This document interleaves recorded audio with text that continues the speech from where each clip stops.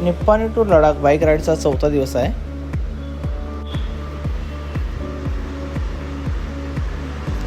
Somnath सिटीला bye bye म्हणून आम्ही पुढच्या प्रवासाला आता निघलेलो आहे. आजचा डे टार्गेट आहे आमचा सोमनाथ टू द्वारका. ते एक्झॅक्टली 240 किलोमीटर आहे.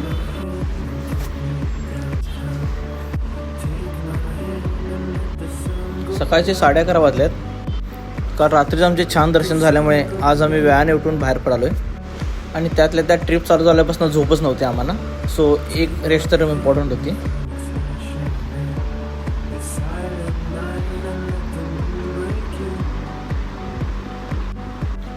काल रात्री जे मंदिर दाखवले होते ते जुने सोमनाथ मंदिर आहे. त्याच्या समोर एक्झॅक्टली एक नवीन मंदिर उभा केलेले आहे. ते इतके छान आहे ना की डोळ्याची पारणे फेडले जातात.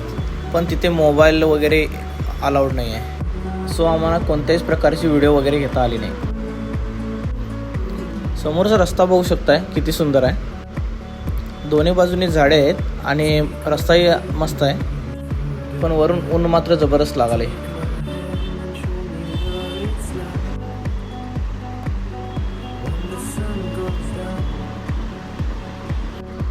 दुपारचे 1 वाजले आहेत आणि सकाळपासून काही खाल्ले नसल्यामुळे आम्हाला भूकही जास्त आली आहे.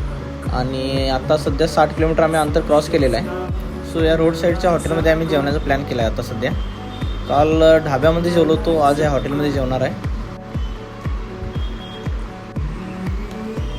अक्षय बाईक पार्क करतो बघा ना. आपण आजूबाजूचा सीनरी कॅप्चर करूया. छान दिसायला आहे पण उन्हाचा तडाखा खूप आहे इथे.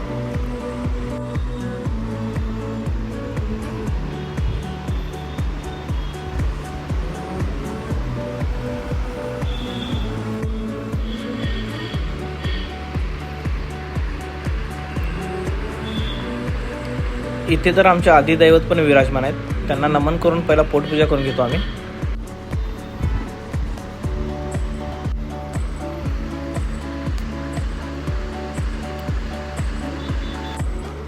हॉटेल तरी दिसायला एक नंबर आहे. आता बघूया यांची क्वालिटी आणि सर्विस कशी आहे.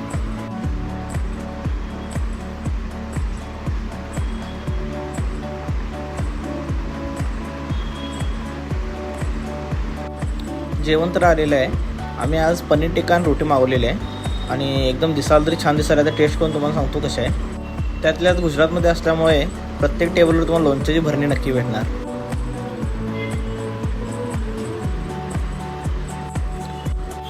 नेहमीप्रमाणे जेवल्यानंतर रुद्रावर विराजमान मीच होतो.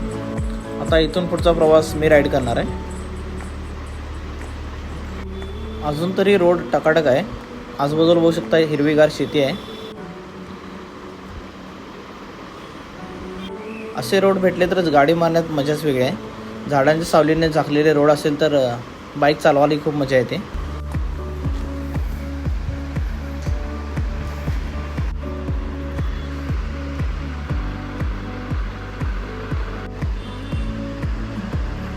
रस्ता खूप सुंदर असल्यामुळे आम्ही असंच गाडी मारत पुढे येत आहे. पण आम्ही रस्ता चुकलेला आहे. आम्ही पोरबंदरकडे जाण्याऐवजी राजकोटकडे चाललेलो आहे आणि तो चुकीचा मार्ग आहे.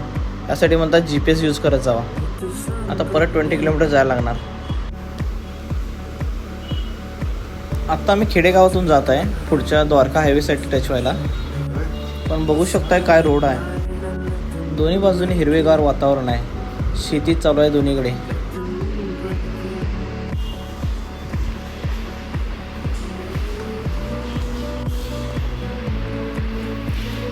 कधी कधी असे पण व्हिडिओ यायला पाहिजेत ना जिथे आम्ही असं.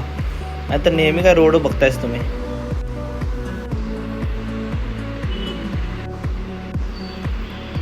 आता सध्या आम्ही आहे द्वारका हायवेवर. इथून एक्झॅक्टली 100 किलोमीटर द्वारका आहे. पोरबंदरमधून आम्ही आता द्वारकाकडे निघत आहे.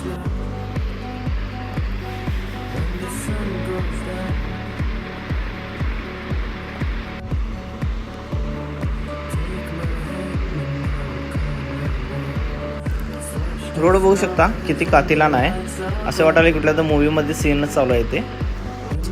आणि एक गोष्ट ऑब्झर्व केली मी, जे आम्ही इतिहासामध्ये जी नावं वाचल्यात जसे की पोरबंदर वगैरे, ते आज आम्ही आमच्या डोळ्याने पाहता येतं.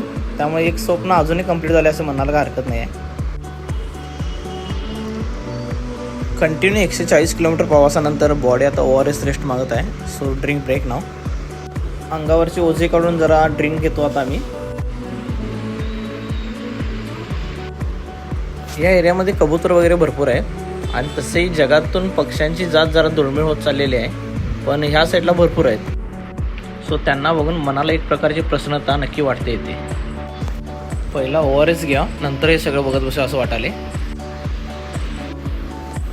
आफ्टर ड्रिंक ब्रेक आता आम्ही पुढच्या प्रवासाला निघालो आहे. इथून द्वारका आहे 50 किलोमीटर आणि आता टाईम झाले 5:30. सो 6:30पर्यंत निवांत पोचतो.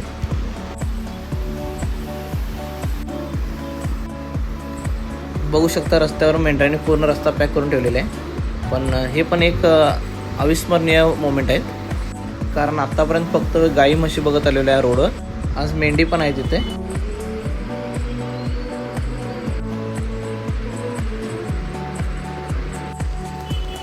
किती ऑसम रोड आहे बघू शकताय.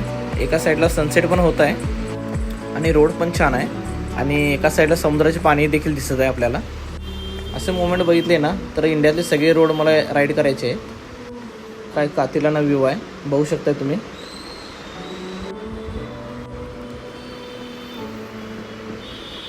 ह्या एरियामध्ये पक्षी तर आहेतच, पण पवनचक्की पण खूप आहेत. दोन्ही बाजूला फक्त पवनचक्क्या दिसायला आहेत मगापासून.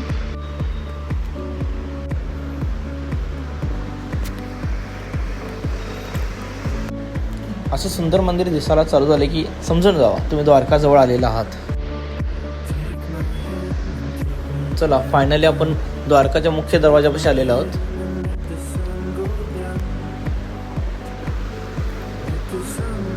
दररोजप्रमाणे सनसेट तर विषय हार्ड दिसत आहे आपल्याला, पण आज एक खासियत त्याची ही आहे की त्याच्या पुढच्या साईडला आपल्याला द्वारकाचे मंदिर दिसाले आणि बॅक साईडला हा सनसेट दिसत आहे आणि असा व्ह्यू भेटायला म्हणजे नशीबच लागते.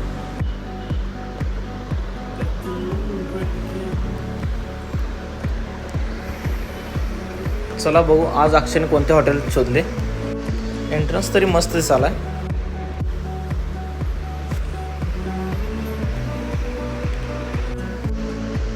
लिफ्ट पण आहे ह्या हॉटेलला, म्हणजे रूम्स खतरनाक असणार आहेत.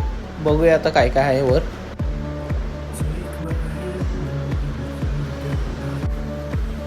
हॉटेलचे नाव आहे हरिवंश द्वारका आणि रूम अक्षयने घेतला आहे 4थ्या फ्लोअरवर. सो लिफ्ट यूज करावंच लागणार आहे आम्हाला.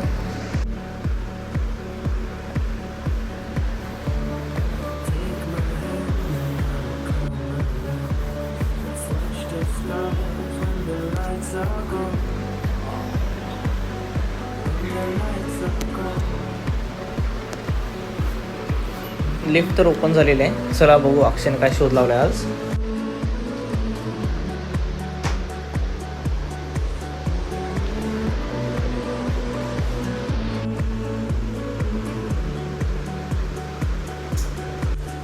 रूम तर विषय हार्ड आहे, एक नंबर भावा. एकदम क्लीन आहे आणि TV पण आहे, त्यामुळं रूम तर झकास वाटायला आम्हाला. विथ AC पण घेतला आहे. उष्णता खूप आहे इथं.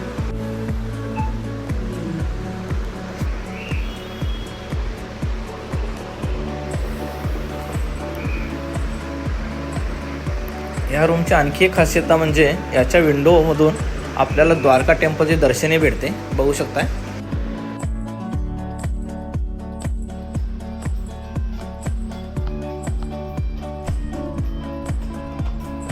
काय करत आहेस रे? व्हिडिओ कसलं? उद्याच्या ब्लॉगला. एवढं स्ट्रगल? कितवा व्हिडिओ आजचा? 4था. गाण्यानं ऐकायला की भारी भारी. मंदिरच्या आजूबाजूचा एरिया रात्री बघण्यात वेगळीच मजा असते. सगळीकडे लाईटिंग आणि शॉप्स पण खूप असतात आणि त्यांच्याकडे त्या सिटी रिलेटेड वेगवेगळ्या प्रकारची वस्तू वगैरे भेटत असतात जी युनिक असतात.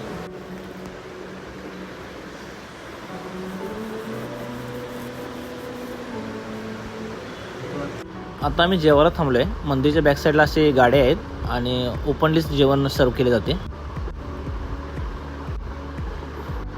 जेवण रूमकडे जाताना आम्ही एका शॉपला व्हिजिट दिली. तिथे कृष्णांची मूर्ती वगैरे किंवा त्यांचे फ्रेम वगैरे आहेत, ते इतके छान होते ना की बघतच राहावे असं वाटत होते. आता आम्ही जाऊन रेस्ट करतो. चला उद्याच्या ब्लॉगमध्ये भेटू. स्वतःची काळजी घ्या, नेहमी हसत खेळत राहा. बाय.